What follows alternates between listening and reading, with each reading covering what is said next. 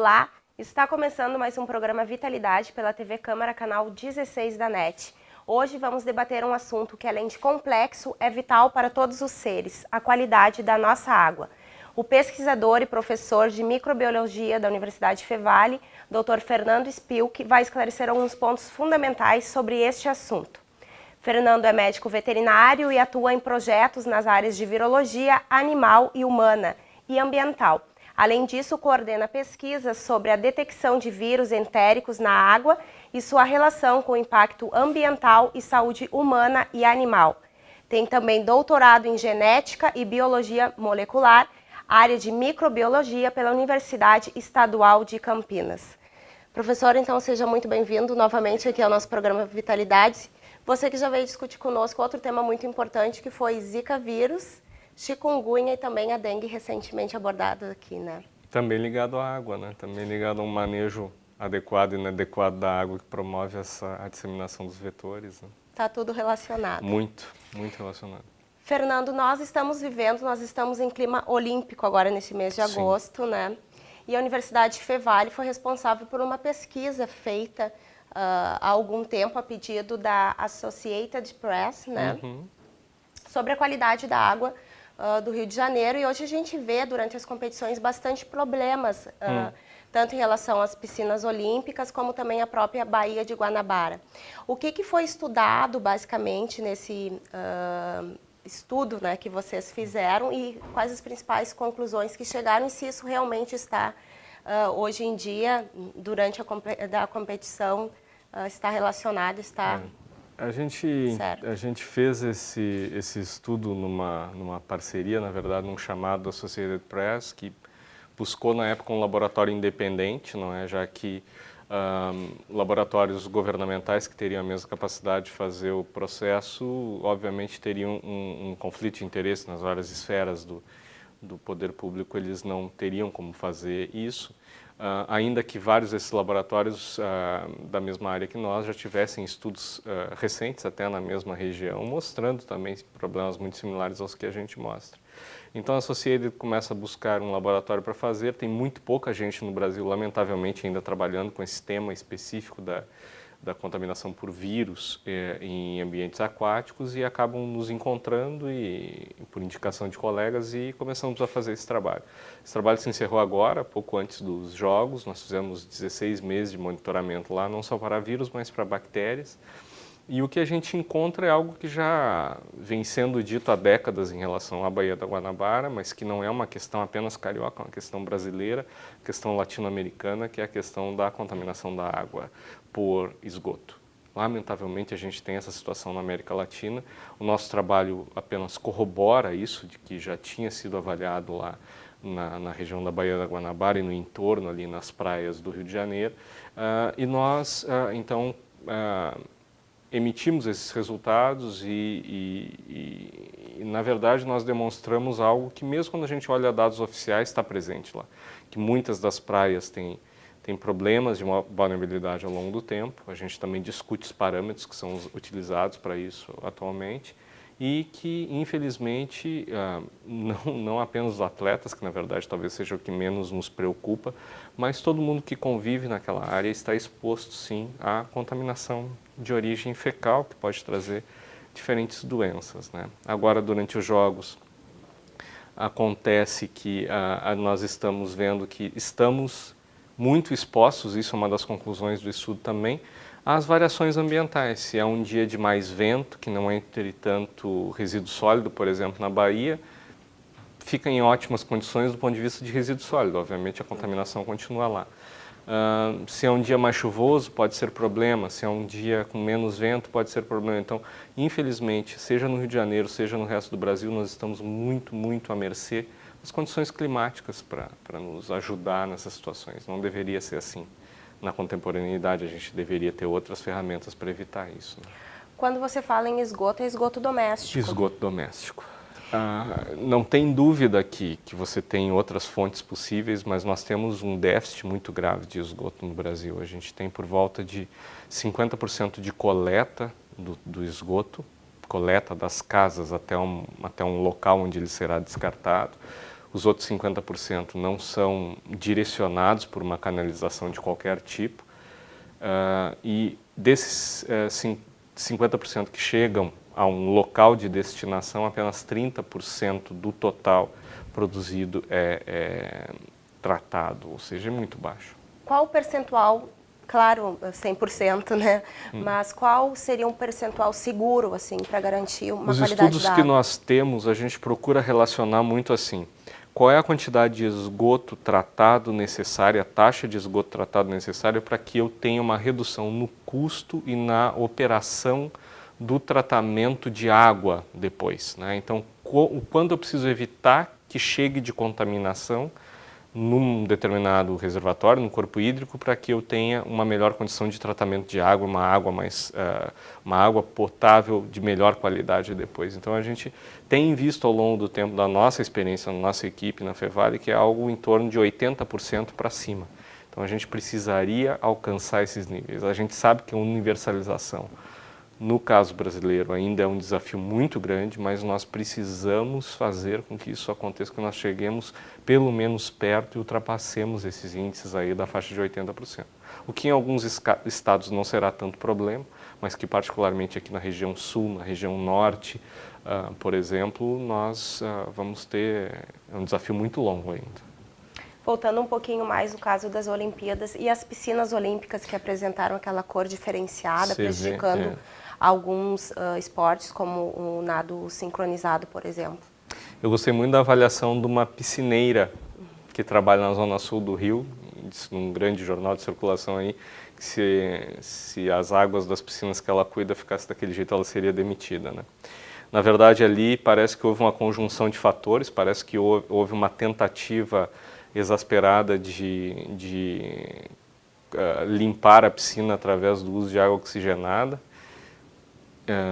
e isso pode ter tido um efeito contrário ao do cloro.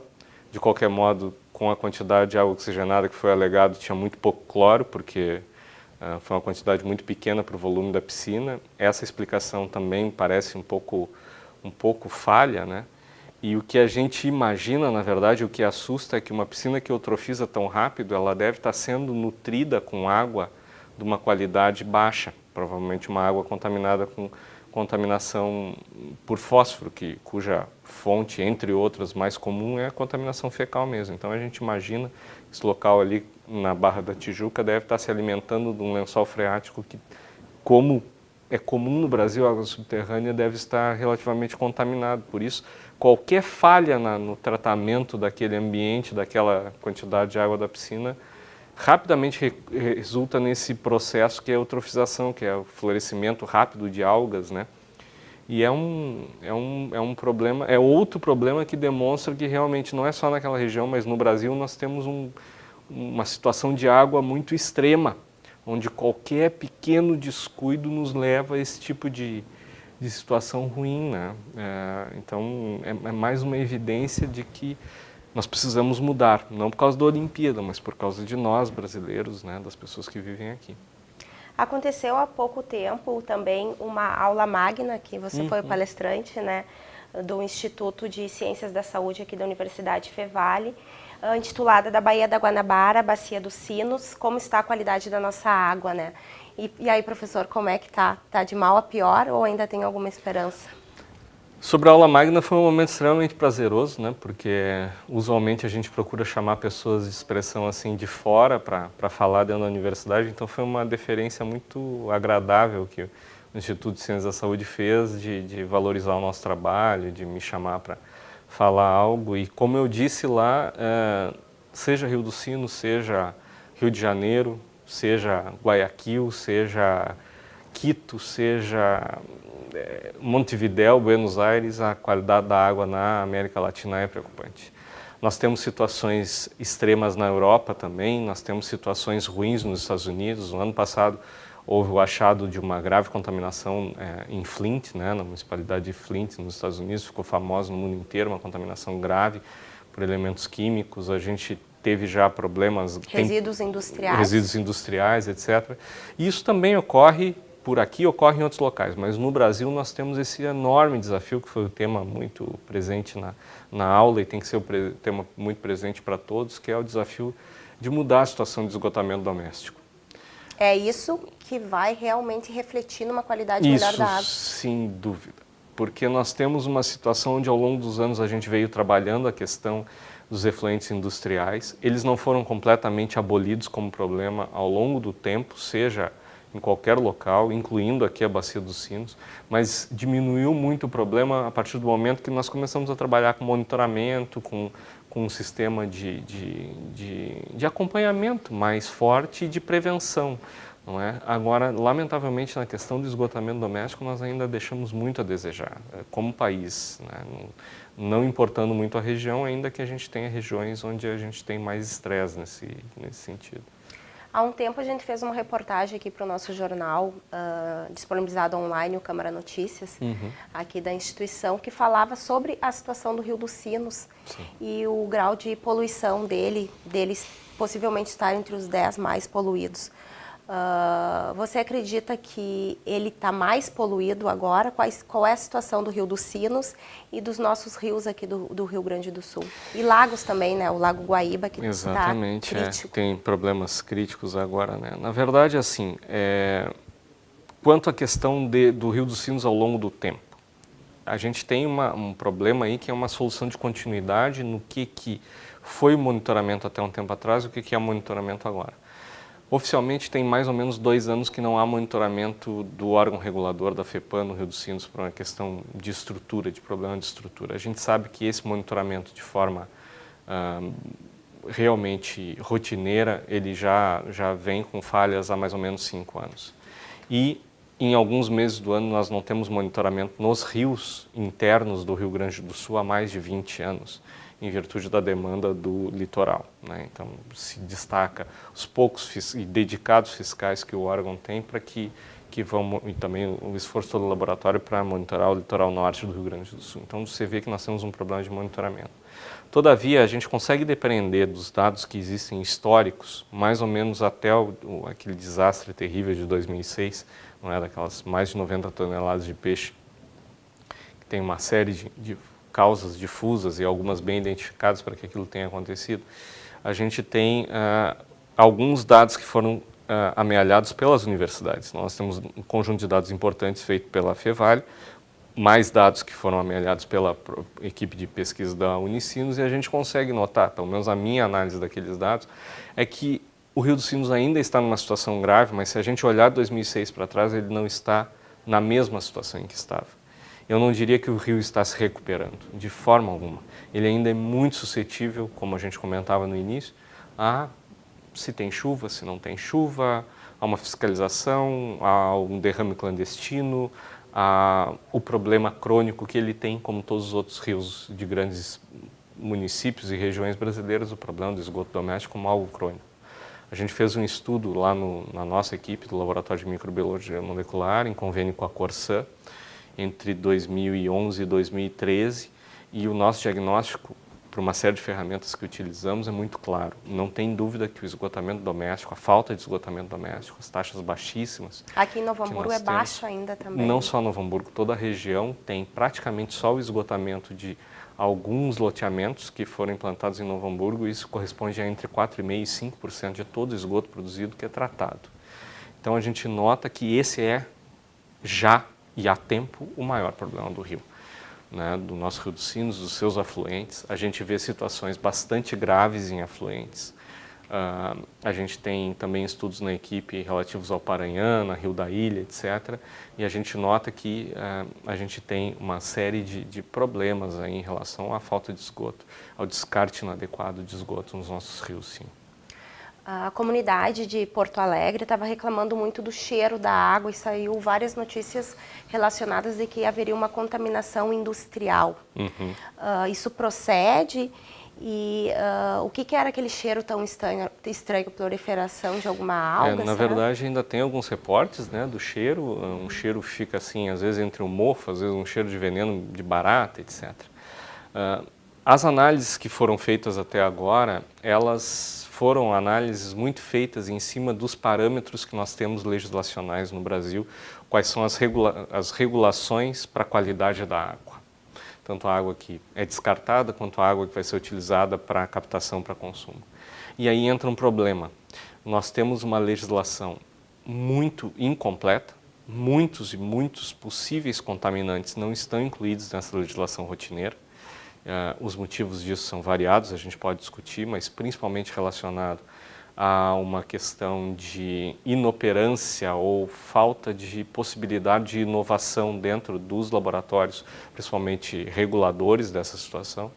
Então a gente tem um conjunto de parâmetros muito pequeno e esses parâmetros, os poucos que existem, normalmente estão relacionados a ter limites de máximos permitidos muito altos em relação a outros países. E aí eu falo mesmo comparando a países da América Latina. Se a gente comparar a nossa legislação com a do Uruguai, por exemplo, são quase os mesmos parâmetros, mas eles têm uma legislação mais restritiva. Não é? Então, apesar de ser um país muito menor, praticamente o tamanho do Rio Grande do Sul, uma população muito menor. Então, a gente tem esse problema. Aí, quando acontece uma situação dessas, que necessita do entendimento do ambiente como algo complexo, e, portanto, de um monitoramento mais complexo, qual é a tendência? Mas pelos nossos parâmetros a água está normal. Sim, mas acontece que o problema não deve estar dentro desses parâmetros. Então, a linha de trabalho, efetivamente, agora da investigação que há no Ministério Público acerca desse tema é relacionada a resíduo industrial. De Porto Alegre. De Porto Alegre, mas nós temos assim, a ideia de que deve haver, sim, resíduo industrial, como foi mapeado muitas vezes, mas as fontes difusas de mais resíduo industrial e também de esgotamento doméstico, que estão entrando, às vezes até indevidamente, nesse resíduo que está sendo tratado, podem ser um problema. Por quê? Porque essa questão de cheiro, ela pode estar relacionada à proliferação ou de algas ou de outros micro-organismos, principalmente bactérias, que podem secretar toxinas que não necessariamente vão causar dano à saúde, quer dizer, isso tem que ser investigado, na verdade, mas que podem dar cheiro na água. Então, para que esses elementos estejam proliferando, usualmente o que há é alguma descarga de matéria que eles podem aproveitar como alimento. E usualmente isso está relacionado com esgotamento doméstico ou com uma carga orgânica muito alta, não de compostos orgânicos propriamente, mas de compostos biológicos, né? Então a gente imagina que uma investigação mais ampla, tentando efetivamente ver o que tem de elementos químicos, de compostos químicos na água não regulados pela legislação e de micro-organismos, poderia dar uma resposta mais adequada. Mas aí está fora da legislação, tem que ir além da legislação para saber o que está acontecendo. Professor, chegamos ao final então desse nosso primeiro bloco.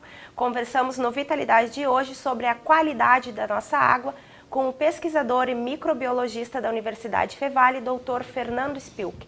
Vamos a um breve intervalo e voltamos já.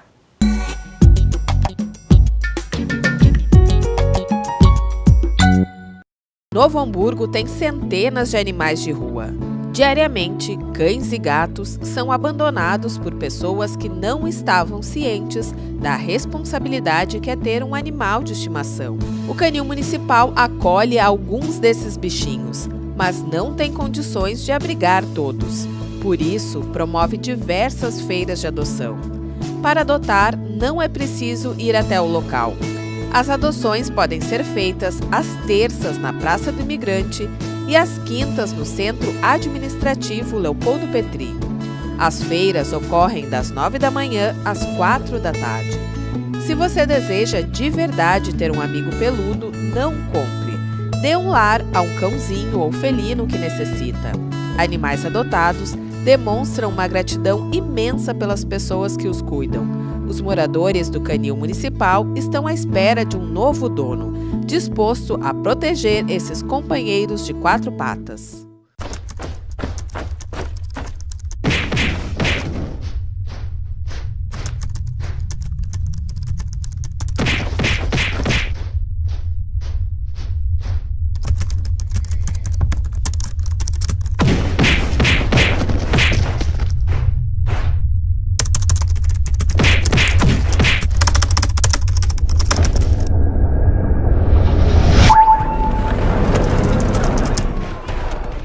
um acervo de 70 mil livros e um ambiente agradável, a Biblioteca Pública Machado de Assis é o lugar ideal para os estudos e na busca de conhecimento.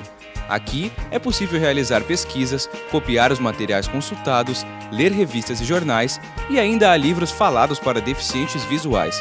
Para retirar livros, basta se cadastrar. É preciso ser morador de Novo Hamburgo, trazer uma foto 3x4, 2x2 ou foto digitalizada colorida, além de carteira de identidade e comprovante de residência atualizado. Caso seja menor de 18 anos, a ficha deve ser feita pelo responsável.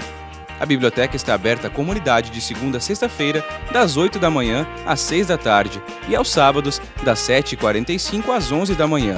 A Biblioteca Pública Machado de Assis fica na Praça da Bandeira, número 66. Acrescente história na sua vida. Leia!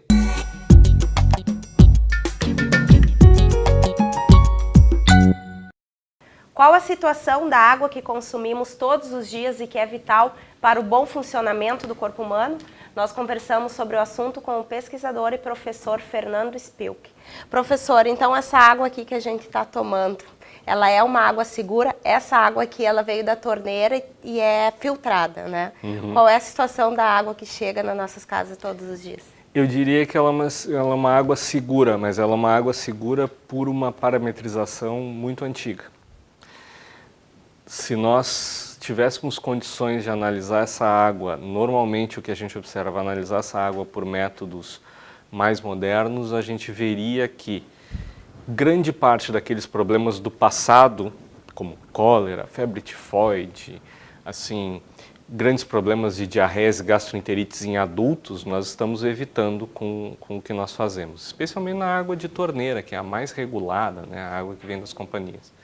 Mas se a gente for analisar essa água para novos desafios, essas diarreias emergentes em crianças, vírus e protozoários que podem ser problemas também para idosos, para imunossuprimidos, eu te diria que essa água ainda necessitaria de mais cuidado, especialmente no nosso caso brasileiro.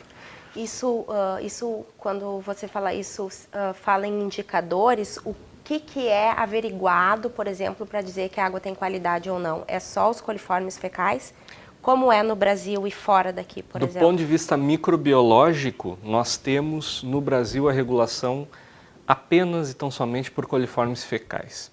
Eles são bons marcadores quando você tem um grau de contaminação muito alto nos seus recursos hídricos, porque eles vão estar lá, então eles indicam que é contaminação fecal, mas eles são limitados no que tange a, por exemplo, marcar para vírus ou protozoários ou algumas bactérias patogênicas para o trato gastrointestinal, por exemplo. Então, eles não indicam, a gente pode ter uma água livre de coliformes fecais e ela ainda ter vírus e protozoários, por exemplo, sem problema algum, porque esses são muito mais resistentes no ambiente do que os coliformes fecais.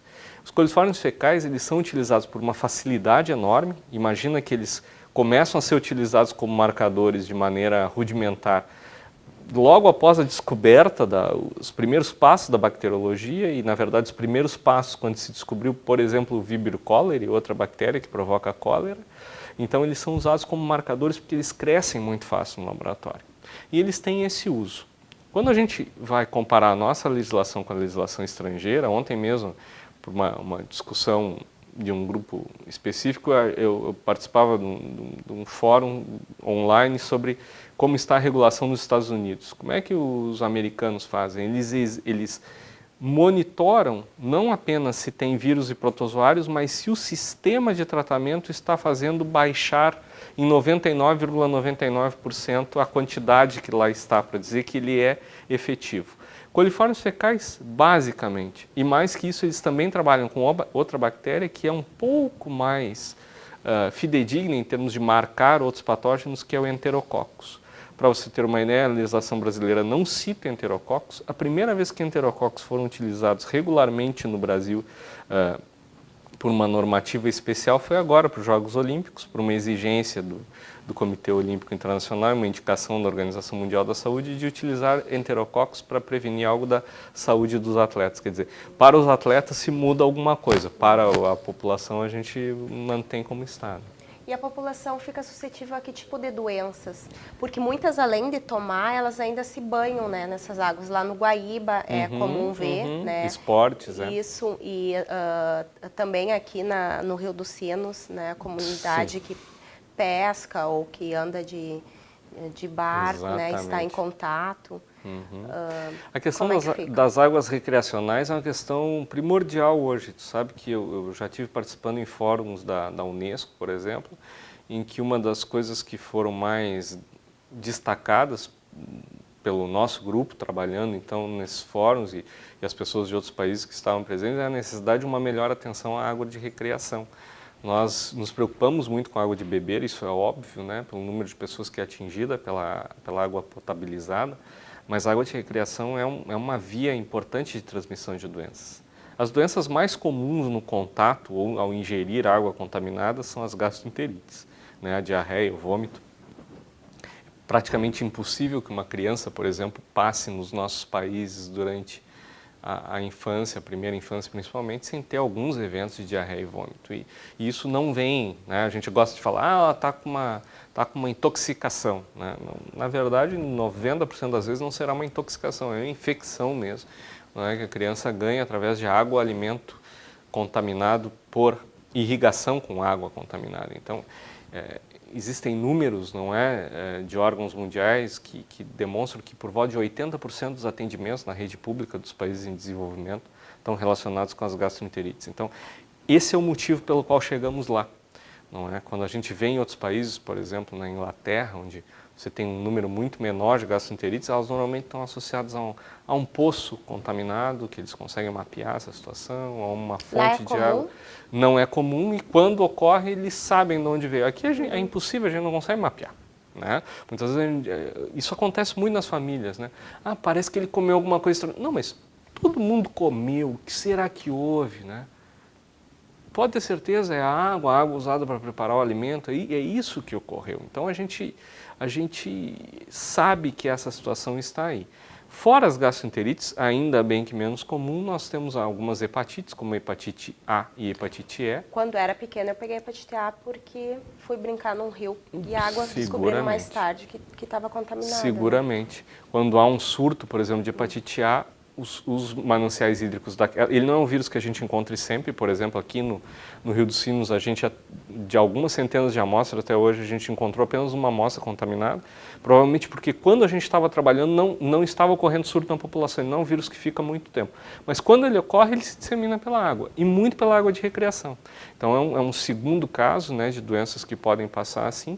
Também outras doenças, podem passar doenças respiratórias, podem passar né, pela inalação, né, daqueles respingos, contato com as mucosas, etc. E pode passar também conjuntivite, né, uma fonte comum, a água como transmissão de conjuntivite viral.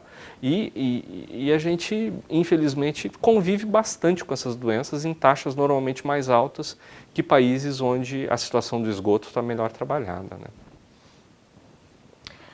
Professor, muitos acreditam que estão seguros ao optar por beber, por exemplo, a água mineral, né, em detrimento da água da torneira. Mas li uma entrevista sua também ao Portal Sul 21 que falava, né, da situação delicada também das águas minerais. Há pouco tempo até teve notícias proibindo algumas marcas, né?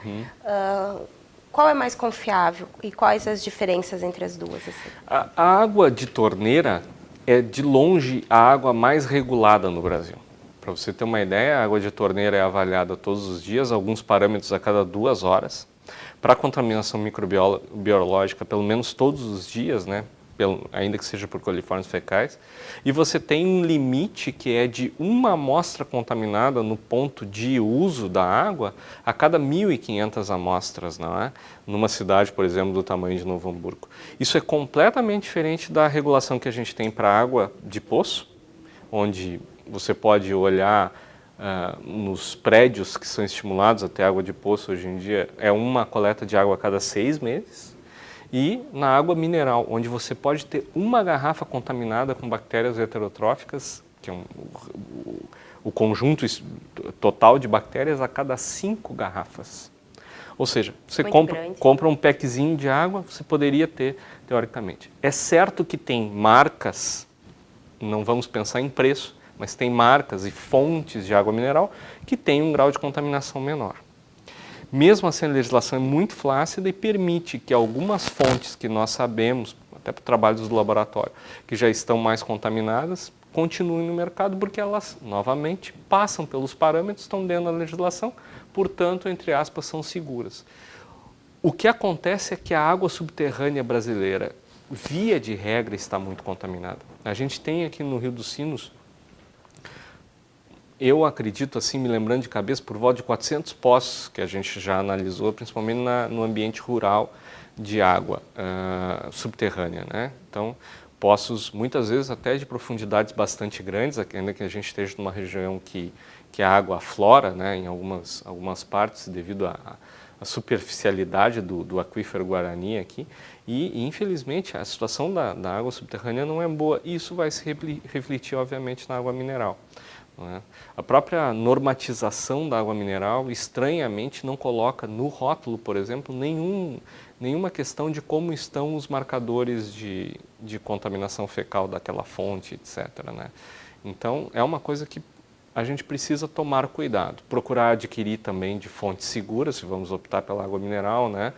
Marcas reconhecidas, etc., porque a gente precisa ter o cuidado realmente de estar utilizando, se vamos optar por essa via, um produto de boa qualidade. Né? E já que você estava falando a questão dos nossos aquíferos, aprofundar um pouco mais, porque tem muita gente que tem esperança, o Brasil tem grande quantidade de água, só que falam que essa água está contaminada, né? Contaminada com o quê?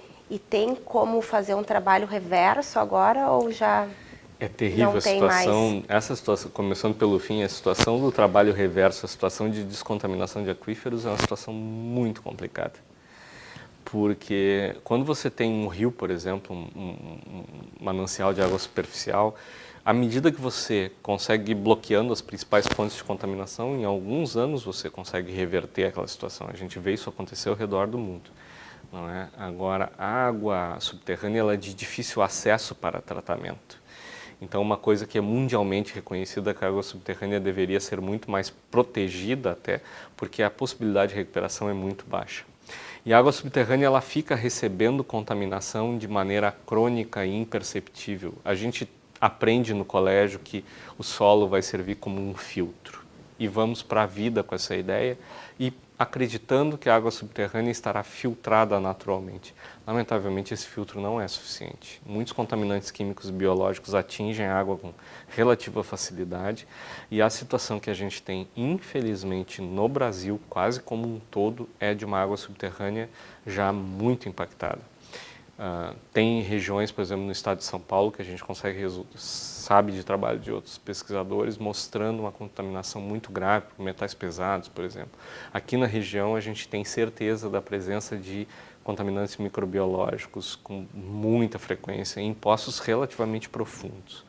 Então, na verdade, é um histórico de mau manejo do dejeto, seja na região urbana, seja na região rural, e a gente acaba, infelizmente, tendo uma água subterrânea de baixíssima qualidade. Isso também por causa dos esgotos e a lavoura, como é que fica? Os agrotóxicos também são capazes de contaminar? Eu acho que agrotóxicos é um tema que a gente ainda precisa de mais estudos aqui na região. Muito a gente fala de ouvido em virtude de ter alguma lavoura de que são desprezados agrotóxicos, mas, por exemplo, naquele monitoramento que nós fizemos em conjunto com a Corsã, nós vimos muito pouca detecção de agrotóxico em água superficial. Eu acredito que em água subterrânea ainda deva ser mais investigado e efetivamente o que nós temos assim como mais premente do que a gente tem detectado é a contaminação por esgotamento doméstico mesmo. Na zona rural, pela falta de estruturas em muitos locais, tanto para dejeto humano quanto para dejeto animal, e de forma ainda mais eloquente na cidade, porque nós temos um perfil de coleta e tratamento de esgoto com taxas muito baixas na região do Vale dos Sinos. Né? Professor, acreditando que usando alguns desses filtros de barro, porcelana, plástico, purificadores, ozonizadores, filtros de pressão instalados na parede ou na torneira, nós teremos uma água melhor, né? É verdade isso? Auxilia? Deixa a água com mais qualidade ou algumas coisas ainda passam por esses filtros? O filtro de cerâmica, mundialmente, ele é reconhecido como um bem cultural. Ele é importante do ponto de vista até histórico, de manejo da água. Mas uma coisa que é muito levantada por quem trabalha especificamente na área de qualidade desses filtros é que é muito difícil ter um filtro absolutamente eficaz em termos também de uniformidade de lotes e tudo isso. Varia muito o material. Outra coisa que eu quero lembrar as pessoas é que os primeiros vírus animais foram descobertos justamente isolados e purificados em filtros de porcelana doméstico. Era como o pessoal há uns 100 e poucos anos atrás usava. Os vírus, por exemplo, passam tranquilamente por esses filtros. Então, o filtro de cerâmica, ele tem um potencial, lamentavelmente, até não gosto de falar isso. Assim, a gente tem muita gente que tem muita esperança de cerâmica e de barro, carinho também por ele, né? Assim, até cultural, mas eles têm uma eficácia muito baixa. Os filtros de carvão ativado são especialmente eficazes com esses casos, por exemplo, como está acontecendo em Porto Alegre, toxinas, elementos que causam mau cheiro, como eles têm a possibilidade do carvão ativado reter essas partículas por algum tempo, eles dão uma melhorada naquela situação, mas, em termos de contaminação microbiológica, são muito parecidos com os filtros de cerâmica. Mas eles podem dar um alento, assim, nesses momentos especiais onde se confia na qualidade microbiológica da água, mas se tem problema de odor. Não obstante, se a gente não trocar a vela conforme aquela litragem, aquela capacidade dele, ele bloqueia ou ele vai ficar com esse material absorvido e em algum momento ele vai deixar passar também, alguma coisa vai perder sua eficácia, então eles necessitam de manutenção. Você perguntou dos ozonizadores. Sobre os ozonizadores especificamente, não tem dúvida, o ozônio como ultravioleta, por exemplo, são ferramentas muito importantes para descontaminação de água. Do ponto de vista assim, de futuro, nós imaginamos, por exemplo, que o ozônio deveria ser aplicado como ferramenta de tratamento terciário na própria água de consumo para a população e no tratamento de esgoto depois, porque ele tem uma eficácia muito grande, mas ele tem um problema do uso doméstico que é difícil conseguir uma quantidade, uma produção de ozônio adequada em ozonizadores domésticos dependendo da demanda de água. Então, a pessoa tem que reservar aquela água ozonizada normalmente para o seu consumo direto, uma água que não será fervida, uma água que não será... Então, evitar usar o ozonizador. Ele não vai ter uma capacidade de descontaminação tão forte se eu utilizar litros daquela água por dia normalmente, porque ele requer uma quantidade de energia muito alta e a própria célula que faz isso, a própria fonte de ozônio, como ele produz esse ozônio, vai ter uma capacidade limitada até por uma questão de custo de instalar um ozonizador muitíssimo eficaz em casa. Eles têm um uso maior para a indústria ou para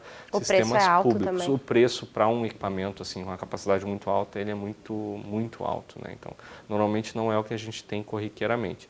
Um conselho que a gente dá, em complementação, por exemplo, à água tratada, é, por exemplo, a fervura de água, né? Uma fervura por um tempo maior, pega uma quantidade um pouco maior de água, ferve ela por bastante tempo e normalmente a gente tem uma condição melhor. É o mesmo conselho que a gente dá nas propriedades rurais, que a gente visita no Vale dos Sinos. Aqui nós temos um grande trabalho em relação à qualidade da água, junto à Emater também. E é um conselho que a gente dá principalmente para quem usa água de poço em casa. A situação é pior da água de poço. A situação ainda é pior nesse caso. Quem usa água de poço no seu prédio também, se vai usar essa água para consumo, talvez a medida mais eficaz ainda seja, veja você, uma coisa que é talvez a mais antiga para a humanidade, fazer a fervura da água, porque aí realmente mata tudo quanto é tipo de micro-organismo, diminui muito, diminui, digamos assim, a níveis seguros. Então, é uma maneira que a gente tem de conseguir trabalhar com essa contaminação residual ou uma contaminação que a gente tenha num poço, por exemplo. É uma das vias possíveis. Sempre que possível, tentar analisar essa água em algum laboratório, não é? Mas antes disso, fazer o uso da fervura já é algo. Algumas pessoas têm instalado, por exemplo, em propriedades rurais, cloradores, etc. Todo equipamento que demanda uma certa manutenção, a gente tem um pouco de ressalvas, porque não é todo mundo que vai ter a disciplina para isso, né? Nós vamos a um breve intervalo e voltamos já. Fique conosco que o assunto é de extrema importância, a qualidade da nossa água.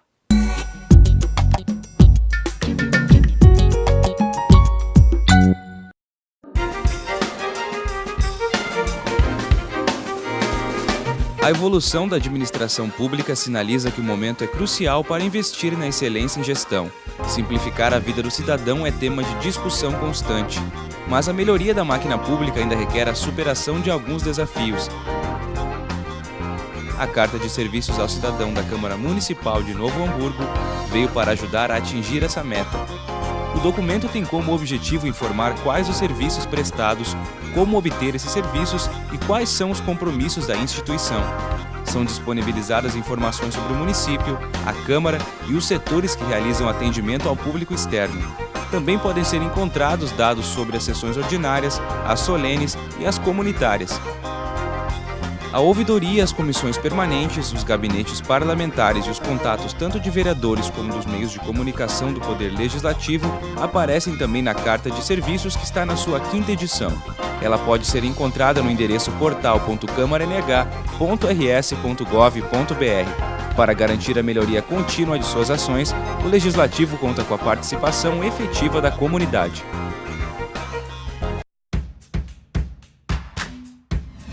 Há muito tempo, os estudantes do Brasil, através das entidades que os representam, conquistaram algo inédito: o direito a pagar meia entrada em eventos culturais e esportivos. Mas em 2001, uma medida provisória do governo, descaracterizando a identidade do estudante, mudou essa história para pior.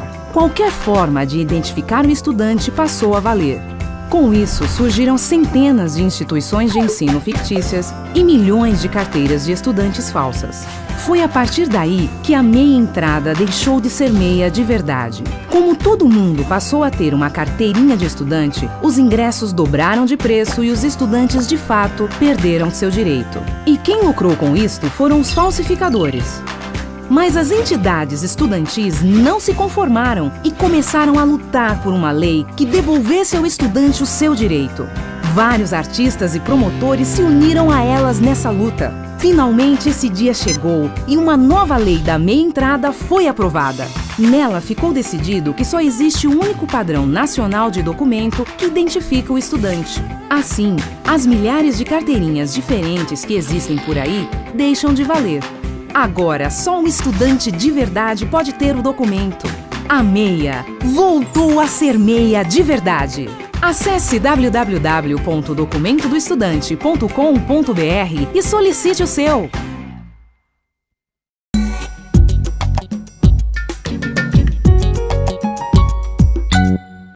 Estamos de volta ao estúdio da TV Câmara, onde conversamos com o professor da Universidade Fevale, Dr. Fernando Spilk. Recentemente, ele apresentou uma palestra com o tema da Baía de Guanabara, Bacia dos Sinos, um panorama sobre a qualidade da nossa água. Professor, já falamos um pouco sobre essa aula magna que foi ministrada agora no mês de agosto, né? E eu gostaria de perguntar para o senhor que tipo de políticas públicas, na sua opinião, ou outras ações, deveriam ser implementadas para que a nossa... não sei se eu posso usar essa palavra, mas para salvar ou para tentar qualificar a nossa água para o futuro e também agora para o presente, né? Seguramente tem vias para mitigar muitos dos efeitos que a gente tem. Nós teríamos que priorizar, antes que tudo, a questão do tratamento de esgoto. Eu acho que isso tem que ser uma prioridade para a sociedade brasileira. Nós teríamos, com certeza, uma inversão nos quadros de doença, principalmente na população mais vulnerável, do ponto de vista social e econômico, que é a mais atingida por essa situação da falta de tratamento de esgoto. Nós teríamos um benefício muito grande também para as nossas crianças. Mais de um trabalho já demonstrou que o fato de uma criança ter diarreias repetidas, por exemplo, acaba levando a que ela tenha perdas no aprendizado, porque essa criança não vai conseguir brincar, não vai conseguir ir ao colégio, não é na mesma frequência que as outras. Então, na verdade, seria uma maneira de começar uma grande reestruturação do que nós queremos de futuro para o país, seria começar pela água. E para começar pela água, a gente precisaria ir atrás dessa questão do tratamento de esgoto. É inadmissível que a gente esteja muito atrás, mas muito atrás de outras nações latino-americanas no que tange a tratamento de esgoto. É impressionante quando você analisa os números. Então nós precisaríamos fazer um grande esforço e priorizar. Não só o poder público. a coletividade. Nós também temos que cobrar mais do poder público que nós possamos seguir nessa direção. Não tem sido uma prioridade para nós, não é? E tem uma razão histórica, não é? Existiu toda uma construção no sentido de universalizar a potabilidade, a potabilização de água que vem da metade do século passado, passa por todos os governos militares, a redemocratização, e agora nós vínhamos tendo uma certa, digamos assim, um início de um investimento no tratamento de esgoto, mas que com a crise econômica, em 2011, 2012 em diante, a gente começa a ter novamente um refreamento do investimento, e eu diria que hoje em dia nós estamos praticamente voltando a estaca zero. Muitas estações de tratamento de esgoto que estavam previstas, agora continuam apenas no projeto. Isso é muito grave. Professor, nós vivemos num país continente, né? A situação do esgoto deve ser diferenciada também, dependendo do estado. Tem algum estado que já esteja mais à frente e outros que estejam em situação mais críticas ainda que o Rio Grande do Sul? Sem dúvida.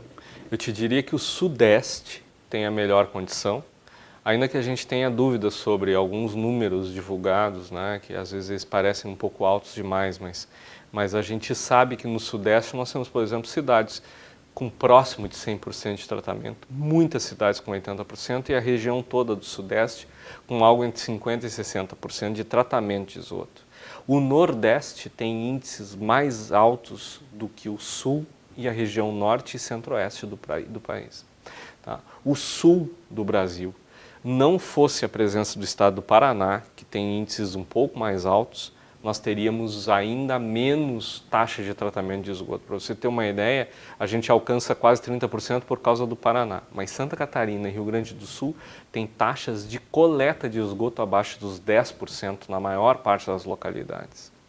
Isso levou, há uns anos atrás, com um grande estudo conduzido pela Agência Nacional de Águas, na sua conjuntura, no seu panorama anual, demonstrasse, por volta de 5 anos atrás, que a região, por exemplo, da Bacia do Guaíba entraria em estresse de qualidade hídrica nos próximos anos. E veja o que nós estamos passando agora.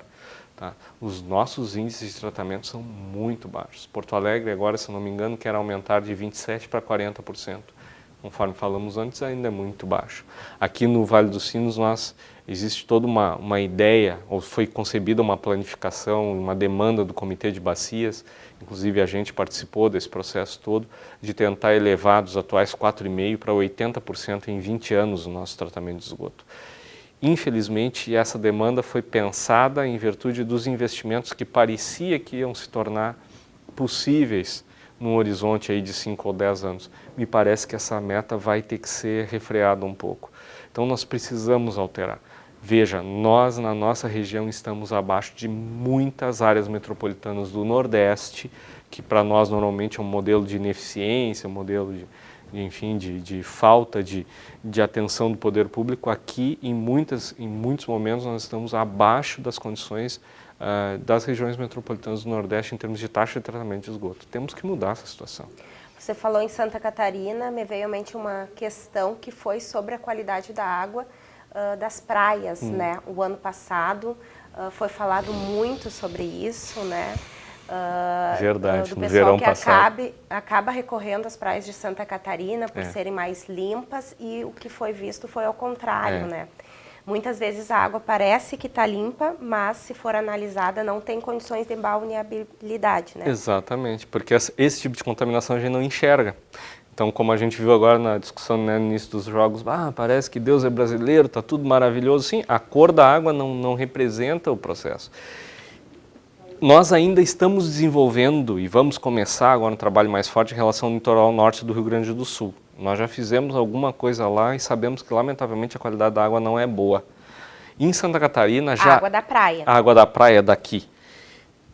Em Santa Catarina já há bastante resultados, porque é um grupo, inclusive colaboramos bastante, foi um grupo que nos ajudou muito no início, que é um grupo mais antigo, o Grupo da Federal de Santa Catarina, que vem desenvolvendo trabalhos, não só nas praias, mas na Lagoa do Peri, na Lagoa da Conceição, em Florianópolis, e vem demonstrando que, lamentavelmente, para você ter uma ideia, o nível de carga de contaminação que nós encontramos lá, não conseguimos encontrar aqui no Rio dos Sinos, e a gente só viu alguma coisa parecida naquelas águas olímpicas lá do Rio de Janeiro.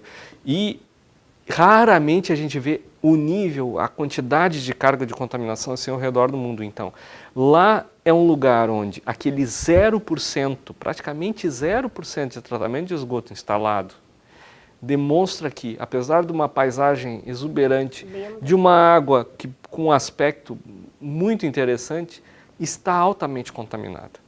E no verão tiveram graves surtos, né, de gastroenterite, né, e tem umas praias assim que são mais movimentadas que as pessoas acabam até evitando por causa disso. Exatamente. Então está instalado, o problema lá está instalado. E como a gente discutia, um problema da região, que além de ser um problema do Brasil, na região sul a gente parece que faz vista grossa para esse processo. Nós precisamos mudar isso. Professor, em relação ao mundo, assim, qual o país que está mais adiantado nesse processo de tratamento de esgoto e que teria uma água de qualidade? Estados Unidos, o senhor falou? Eu diria que eu vi experiências nos Estados Unidos assim que são fantásticas, mas com um custo astronômico, né? Então necessita de muito subsídio do Estado, etc. Eu não sei se elas são aplicáveis na nossa condição, mas efetivamente uma coisa que nós temos que nos preocupar em evoluir. Se essas não são as soluções, vamos criar soluções robustas, custo-efetivas para diminuir o nosso problema. Não tem dúvida, nos Estados Unidos tem algumas regiões de excelente água, outras nem tanto, onde não se tomou o mesmo cuidado. A Europa tem países onde você não pode tomar uma água de torneira de forma alguma, e tem países onde a água é absolutamente espetacular. Todos os países que mudaram a sua condição, saíram do século XIX, da transmissão de doenças de veiculação hídrica, e chegaram ao século XXI, inverteram dinheiro, investiram pesadamente em tratamento de esgoto. Senão a gente continua no atraso. Não é? A gente se desenvolve em outras áreas e não se desenvolve em termos de saúde, transmissão de doenças, etc. Falando em tratamento de esgotos, teve uma palestra recente, uma audiência, na verdade, na Universidade Fevale, que falou sobre o tratamento de efluentes de Novo Hamburgo por fitorremediação com plantas macrófitas. O que quer dizer isso? É uma possível solução, professor? Foi um projeto conduzido por alguns colegas, né, com auxílio de pesquisadores espanhóis, e foi uma demanda, na verdade, do município de Novo Hamburgo, ainda na legislação passada, em relação a um tratamento que fosse mais custo-efetivo, não é, do que as soluções tradicionais para o tratamento de água. Eu tenho uma opinião pessoal de que é interessante adicionar essa possibilidade de tratamento com plantas, mas eu penso que nós precisamos partir, além desta opção, de colocar junto o tratamento convencional urgentemente, não é, o quanto antes, e aí adicionar essas e outras soluções como uma possibilidade, não é? Porque efetivamente nós temos que ver um salto qualitativo no tratamento dos nossos dejetos aqui na região. Essa é uma opção interessante que pode ser associada, não é, com o tratamento de esgoto convencional, sem dúvida. E para quem está assistindo o nosso programa, deixar uma mensagem final sobre a nossa água, o que valeria a pena ressaltar para as pessoas que estão nos assistindo em relação à qualidade da nossa água? Eu acho que é uma questão de deixar de jogar a responsabilidade para os outros. Nós, ao longo do tempo, como cidadãos, muitas vezes colocamos no poder público, ou quando nós temos a oportunidade de democracia direta, como é o caso do Comitê de Bacias, a gente diz, o pessoal do comitê não está fazendo nada, ou alguma coisa assim. Não, o pessoal do comitê está fazendo muito. O poder público deveria ou poderia fazer mais, e nós temos que fazer mais. Não é apenas poupando água, não é apenas tentando, dentro das possibilidades, que o tratamento do nosso dejeto, da nossa fossa séptica seja mais adequado, mas é efetivamente cobrando e fiscalizando do poder público ou da iniciativa privada envolvida que haja uma mudança de paradigma, principalmente na questão do tratamento de esgoto. Nós reclamamos pouco dessa situação. Se falta água um dia no nosso bairro, nós viramos ativistas ambientais. Se faltar telefone, se faltar televisão, a gente enlouquece, monta num porco. Ninguém perde o sono de saber que nós temos 4,5% de tratamento de esgoto instalado, que o nosso dejeto doméstico, o que sai de excreta das famílias no Vale dos Sinos, vai parar dentro do rio sem tratamento. Vai chegar lá. Não interessa que hoje está condicionado numa fossa séptica. Vai chover, aquilo vai extravasar e vai ir, nem que seja por escoamento superficial para dentro do rio. E depois, de uma cidade para outra, a gente vai fazer de conta que nada aconteceu antes, vai captar água, vai tentar tratar e essa água novamente vai estar segura perante alguns parâmetros e quiçá dos outros, quiçá do resto que está passando. Então nós precisamos nos mobilizar, nós precisamos cobrar, nós precisamos fiscalizar, exigir e fazer os meios para que a gente mude essa situação. Nós precisamos mudar essa situação.